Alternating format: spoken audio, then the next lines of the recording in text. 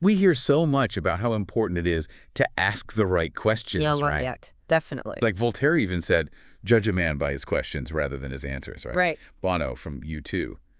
Um, he wondered if maybe we're asking the wrong questions, and that's why we don't have the answers. Yeah. And even Einstein supposedly said that if he had an hour to solve a problem, he'd spend 55 minutes just figuring out the right question to ask. Right. But doesn't that make you wonder if maybe we've only been looking at half the picture, though? Yeah, for sure. What if it's not just about asking, but actually more about how we answer? Totally. Like, our whole focus in school and at work, it's all about asking the right questions. Yeah. It's like from the 6 W's we learn as kids to all those fancy questioning techniques they teach in business school or for like scientific research. Yeah. It's all about the input. You know what I mean? It's Yeah. like we think that if we just ask the perfect question, the perfect answer will just magically appear. Exactly. And that's where our deep dive today comes in. We're going deep into this idea of answer intelligence, or AQ. Cool. All thanks to the work of Dr. Brian Glibkowski. Okay. His research basically suggests we need to totally rethink how we approach communication. Yeah. Like, shift the focus to the power of, Yeah. and get this, the different kinds of answers. Interesting. We all know the 6 types of questions, right? Yeah. But have you ever thought about, like, how many different types of answers there are? I haven't really, no. It's pretty fascinating, and that's exactly what we're going to explore today. Sounds good. So what exactly are we trying to get out of this deep dive? Well, our goal today is to really understand what answer intelligence means, Okay. why it's so important at work and in our personal lives, Yeah. to dig into its core components, Right. which are these 6 different types of answers that Dr. Glibkowski identified. Okay. And most importantly, for you listening, we're going to look at some practical ways you can use this stuff to communicate better. It's about moving from just reacting to questions Yeah. to being a way more deliberate and impactful communicator by thinking strategically about how you answer. I like that. And to guide us, our main source is Dr. Glibkowski's book. Okay. The title in Chinese is Answer Intelligence, which translates to, do you have the correct answer to the question? Answer Intelligence. Wow, that's a mouthful. Right. And right at the start of the book, there are all these endorsements from all kinds of people, Okay. from leaders at huge companies like McDonald's and Cisco to academics in different fields and even sales experts. Interesting. It really shows you how relevant AQ is across so many different areas. Yeah, for sure. So this whole idea of focusing on answers, Yeah. where did it all begin for Dr. Glibkowski? Well, the book starts with this story that I think a lot of people can relate to. Okay. Dr. Glibkowski was a doctoral student, and he spent tons of time preparing to present his research findings to this software company that was growing like crazy. He had this rigorous academic framework, all this carefully collected data, and established theoretical backing, like the whole 9 yards. Wow. He sounds prepared. But even with all that, he felt like the presentation was a total flop. Oh, no. All his hard work, Ah. this thick binder filled with his research, it just ended up as another dust-collecting item on a shelf somewhere. Ouch. I think we've all had those moments Yeah, where we put in so much effort and it just doesn't land. right. So what was the turning point, like the what went wrong Yeah. moment that made him focus on answers? Well, that experience became the catalyst, actually. Instead of just thinking about whether they had asked the right research questions, he started to think about whether he had given the right answers. Makes sense. And he had this realization, like a light bulb moment, that while academia and communication theory had all these categories for questions, Yeah. you know, the 6 W's being the most basic, there was nothing like that for answers. Huh. It's like having this super detailed map showing you all the places you could start a journey from, Right. but absolutely no guidance on where you could go or how to get there. I like that analogy. So this missing framework for answers, that became the puzzle he wanted to solve. Yeah, exactly. And this led him to a pretty interesting research collaboration. I mean, the one with the golf coaches. Yep, that's the one. Yeah, I remember that caught my attention when we were prepping for this deep dive. I know, right? It seems a little out of left field. Yeah. But the book actually explains why golf coaches were such a good choice. Okay. I'm They're curious. experts in communication, right? Yeah. And they have a super diverse clientele from weekend golfers to pros. Right. And the way they communicate, it's got to be really adaptable and effective to reach all those different people. That makes sense. So through this research, Dr. Glibkowski and his team identified what they believe are the 6 fundamental types of answers. Okay, let's hear it. Story, metaphor, theory, concept, procedure, and action. Story, metaphor, theory, concept, procedure, and action. 6 ways we can answer. And so, answer intelligence. It's basically this communication superpower that's built on these 6 approaches. Right? Yeah, that's a good way to put it. And it's a skill that anyone can learn and get better at. Totally. It's not about being born a great speaker or anything. It's about understanding these different answer types and knowing how to use them strategically. So there's actually a system to it. It's not just random. Right, exactly. And one of the early things they found in their research was this really intuitive link between the type of question and the type of answer that works best. Okay, so tell me more about how these questions and answers go together. Well, why questions?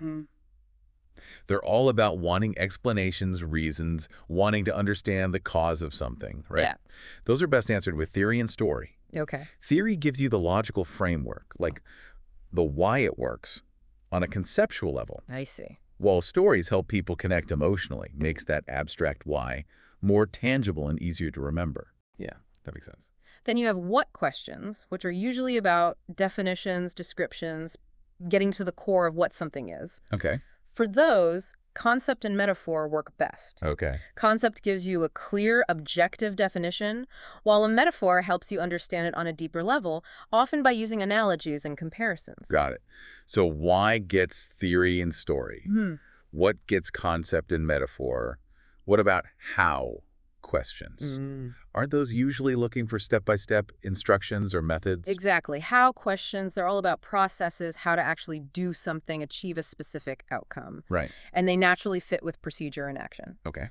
Procedure outlines the steps, the systematic way to get something done, while action is about a specific behavior, a single step within that procedure. Okay, that makes sense. So, like, if someone asks, why did the employee leave the company?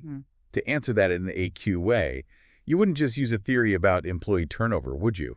Right. You wouldn't just say they left because there weren't enough opportunities for growth. No, not just that. You'd also want to use a story, right? Exactly. Maybe an example of someone who left for that reason. Yeah, that's the idea. So the theory gives you the general principles, like maybe limited career progression or not liking the management style, stuff that's backed by research and psychology. Right. And then the story makes it more human, more relatable. You could talk about an employee who felt stuck in their job and then found something better somewhere else. Yeah, that makes it much more powerful. It appeals to both logic and emotion. It's like painting a picture with words. Yeah, exactly. So you mentioned that this whole idea of the 6 answer types came from studying top golf coaches. Yeah. It still seems kind of random to me, honestly. What made them so special for this research? Well, there were a few key reasons. First, these coaches are like the best of the best. Yeah. The top 1%, as Dr. Glibkowski puts it. And when you study experts, you can learn a lot about how they do what they do. Makes sense.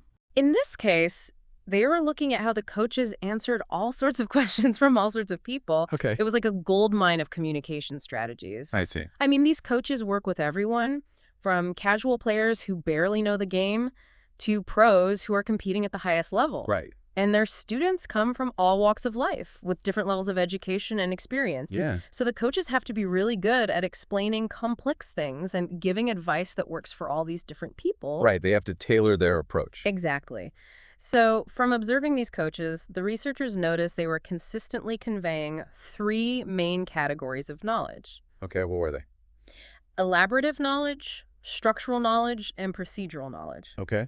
Elaborative knowledge is all about really understanding concepts, the what of things. Gotcha. And the best way to explain that kind of knowledge is through, well, concepts themselves, Mm-hmm. providing clear definitions, Makes sense. and metaphors, which use analogies to help people understand. Okay. And they use the example of explaining dynamic balance in a golf swing, right? Exactly. One coach was trying to explain this idea of dynamic balance. Yeah. And he used a baseball swing as an analogy, Right. but it didn't work because a golf swing and a baseball swing are actually pretty different. Yeah, I can see that. The students were actually more confused because of the analogy, Right. but then he switched to using a baseball pitch as the analogy, Right. because the way you transfer your weight and use your core muscles is similar in both a pitch and a golf swing. Yeah, that makes more sense. And suddenly, the idea of dynamic balance clicked for the students. So the right metaphor can be super powerful. Oh, absolutely.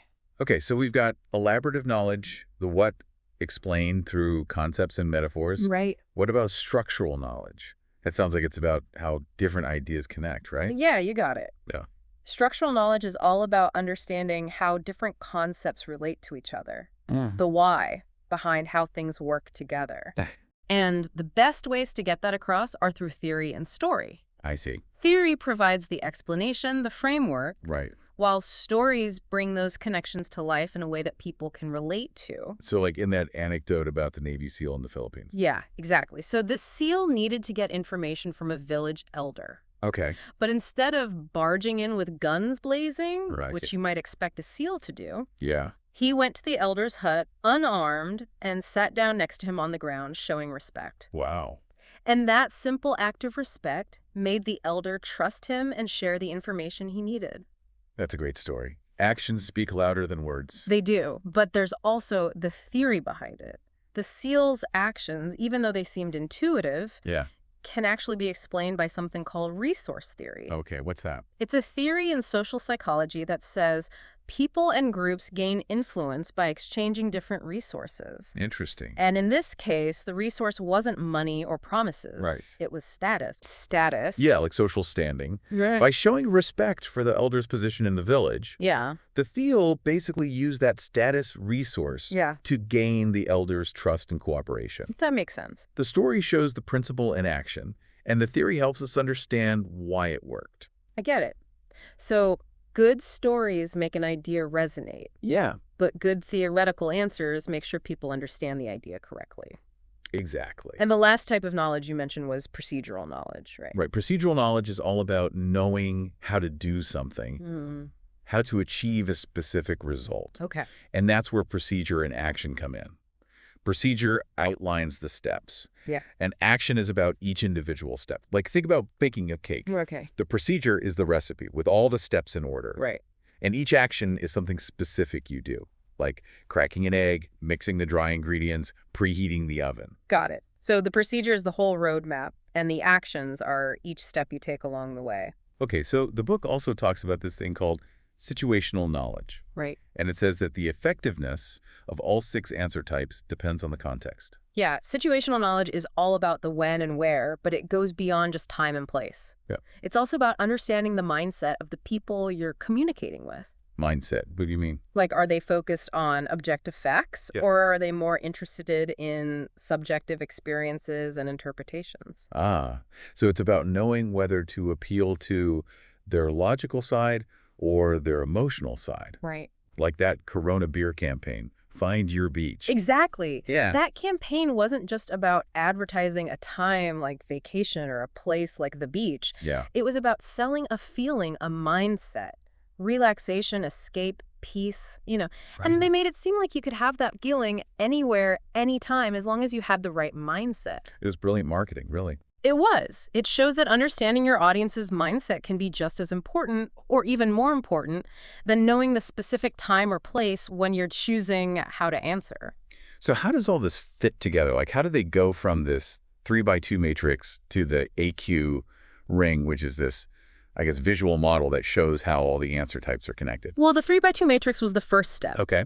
It looked at the types of questions, why, what, how, Yeah. and the types of knowledge being conveyed, structural, elaborative, procedural. Right. But then they took it further and created the AQ ring. It arranges the 6 answer types in a circle. I see.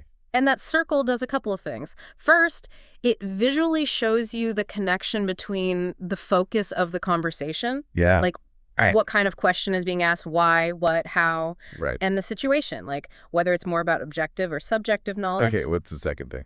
The position of the answer types on the ring shows how closely related they are. So answer types that are next to each other, like concept and procedure, are more similar in how they're used than answer types that are opposite each other, like procedure and story. Got it. It's like they're further apart conceptually. The AQ ring is like a map of how to answer. Yeah, that's a good way to think about it. So besides all that, the book also talks about these 5 high AQ practices. Yes. What did they learn about how these top golf coaches were giving such good answers?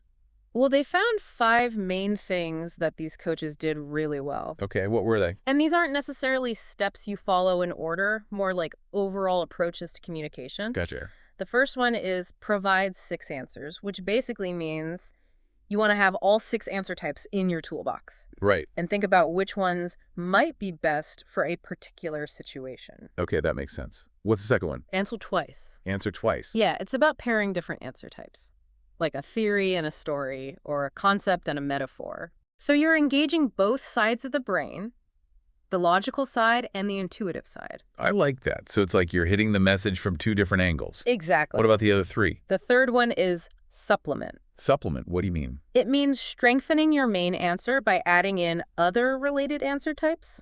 Okay. Like if your main answer is a story, Yeah. you might add a theory or a metaphor to make it more impactful. Ah, so it's about building layers of understanding. Exactly.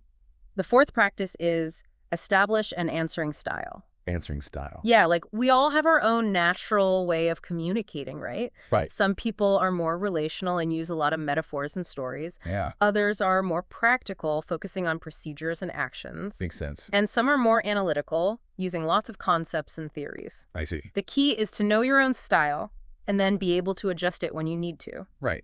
And the fifth practice is answer according to the situation. Which basically means tailoring your approach to the context. Right? Yeah, it's about taking into account your audience, the environment, and what you're trying to achieve. Context is everything. It really is. All 5 of these practices are built on that understanding of the 6 answer types. Okay, so we have a pretty good grasp of AQ now. Yeah. But let's go back to basics for a second. Okay. How does Dr. Glibkowski actually define answer intelligence? Well, he defines it as the ability to consistently answer important questions with high-quality, effective answers. Straightforward enough. Right. But he also explains that answers have 6 facets. Okay. Which are those 6 answer types we've been talking about. Right. And you choose which facets to use based on the situation. The when and where. To address the fundamental types of questions. What, why, and how. Makes sense. I especially like that metaphor about ordering beer at a bar. Yeah, me too. It was such a good way to explain the idea. It was. He talks about walking into a bar and seeing this huge beer menu with all these different categories. Odd lagers, ales, IPAs, stouts. Yeah. You know, all that stuff. Yeah, I get overwhelmed just looking at those menus sometimes. Right. And his point is that we have these really sophisticated systems for categorizing all kinds of things. Okay. But we don't have anything like that for answers. It's like with the periodic table in chemistry, or Bloom's taxonomy in education, or Porter's 5 forces in business. Yeah. Having a framework for understanding is really powerful. I ever thought about answers that way before. It's a new perspective for sure.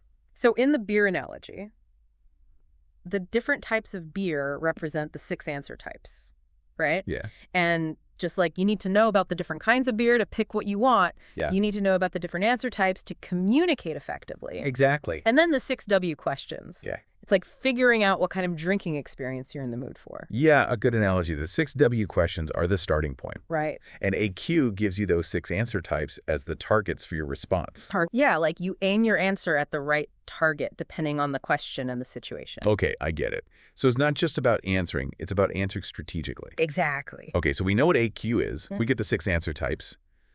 But why does it matter? Yeah, good question. Can you give me a real-world example of how powerful this can be? Well, he talks about this time he used the 3-legged stool metaphor to explain what a real partnership means to one of his executive clients. Yeah. He was trying to differentiate a real partnership, one that's built on trust and shared value, Yeah. from a more transactional business relationship. Right, where it's just about getting something done. Exactly. And at first, he had trouble finding the right way to explain that difference. I can imagine. That's a pretty nuanced concept. It is.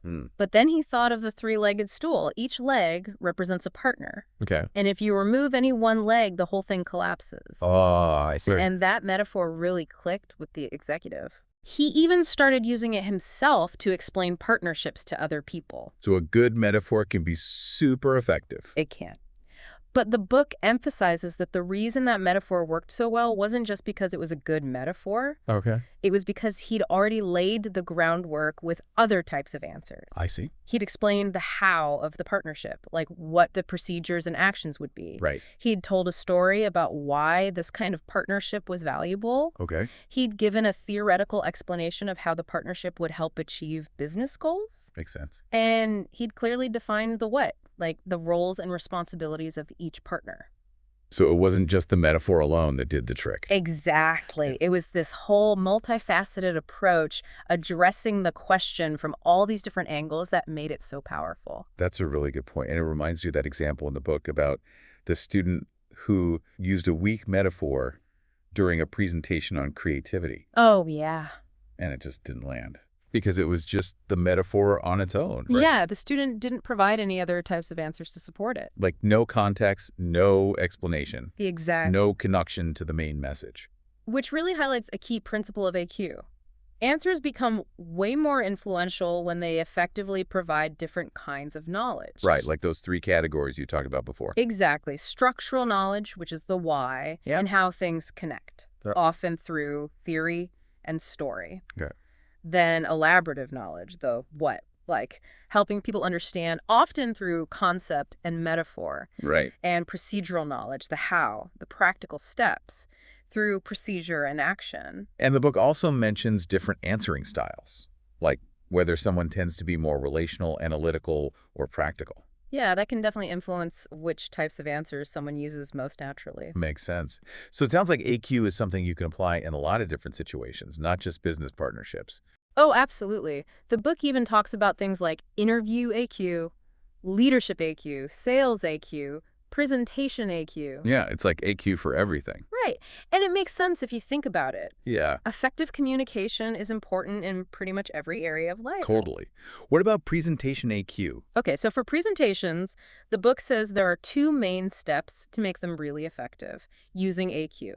Okay, what are they? First, you want to inspire questions from your audience. Inspire questions. Yeah, like get them curious. Okay. And then, of course, you provide high-quality answers to those questions. So it's not just about presenting information, it's about creating a dialogue. Yeah, that's the idea. It's about getting the audience to engage, to think deeper about the material. Exactly. And when they start asking insightful questions, Yeah. that's a good sign that they're really getting it. Makes sense. And what about that provide answers step? Oh, right. Well, the book has this really practical tip about that. Okay, I'm all ears.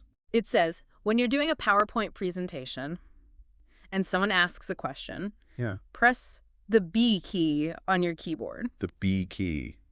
To do what? To turn the screen black. Black out the screen. Okay, I'm not sure I get it. It might seem weird, but it actually does 2 important things. Okay, I'm listening. First, it can subtly signal to everyone that the question is maybe a little off topic. Okay. So you can address it quickly without going too far off track. Right, you don't want to lose the whole audience. Exactly. And second, when the screen goes black, Yeah. everyone's attention shifts to the person who asked the question. Okay. And then back to you when you start answering. I see. It makes the exchange feel more personal and impactful. Huh. That's a pretty neat trick. It is, right. It's like a little bit of stagecraft to enhance the communication. Exactly. Okay, so this all sounds really great, but I'm sure some people listening are thinking, Yeah. how do I actually get better at this AQ stuff? Right. Is it something you're born with? Not at all. Or can you learn it? You can absolutely learn it. Okay, good to know. The book talks about how those top golf coaches were so committed to giving the best answers. Yeah. They were always preparing, always learning. Like, there's this story about one coach who had over 3,500 books about golf and coaching. Whoa, that's dedication. Right. And that's the kind of mindset you need to develop your AQ. Okay. You have to actively look for information, learn from experts, and practice crafting good answers. So it's like being a student, always learning. Yeah, exactly. A student of answers just as much as we're taught to be students of asking questions. I like that. And the book connects this to the 10,000-hour rule. Right. That idea that it takes 10,000 hours of practice to become an expert. Exactly. It's not just about putting in the time, though. Okay. It's about using that time to practice those 5 high AQ practices we talked about. Right. The provide 6 answers, answer twice, supplement, and all that. Exactly.